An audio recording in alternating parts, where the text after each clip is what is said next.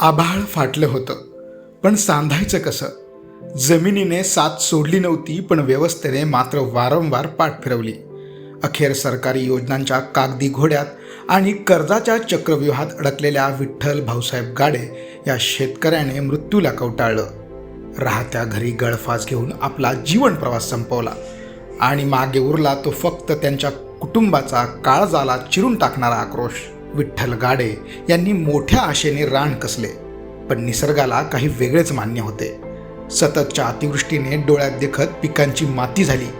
एकीकडे आकाशातून कोसळणारे संकट आणि दुसरीकडे बियाणं खतांच्या गगनाला भिडलेल्या किमती.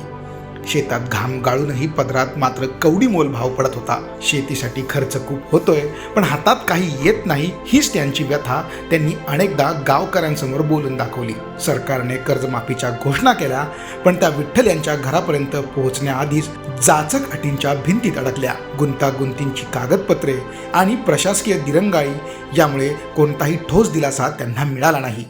ज्या हातांनी समृद्धी फुलवायची तेच हात मदतीसाठी सरकारकडे पसरून थकले होते. अखेर आर्थिक विवंचनेचा डोंगर इतका मोठा झाला की जगण्यापेक्षा मरणं सोपं वाटू लागलं. दुर्दैवाची गोष्ट अशी की जेव्हा विठ्ठल यांनी हे टोकाचं पाऊल उचललं तेव्हा घरात कोणीही नव्हतं.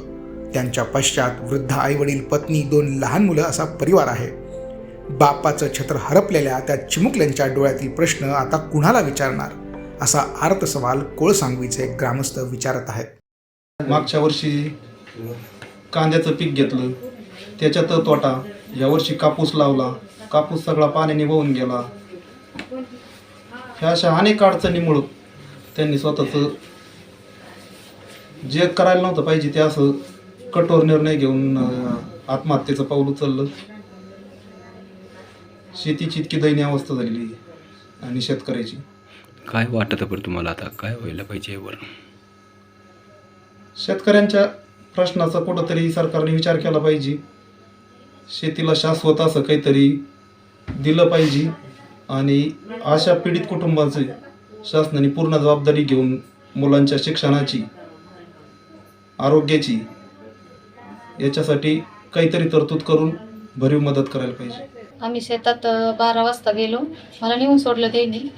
तिथं सोडल्याच्या नंतर पाठीमागं आले ते. मुलाला म्हटले, तू आईला आणि चुलतीला नेऊन सोड, माझं 2 मिनटं काम आहे.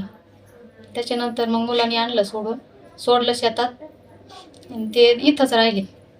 आणि नंतर मग आम्हाला काही सांगता येणार नाही काय केलं. मग 15-20 मिनिटांनी मुलगा आला आणि मग मुलांनी बघितलं काय झालं ते.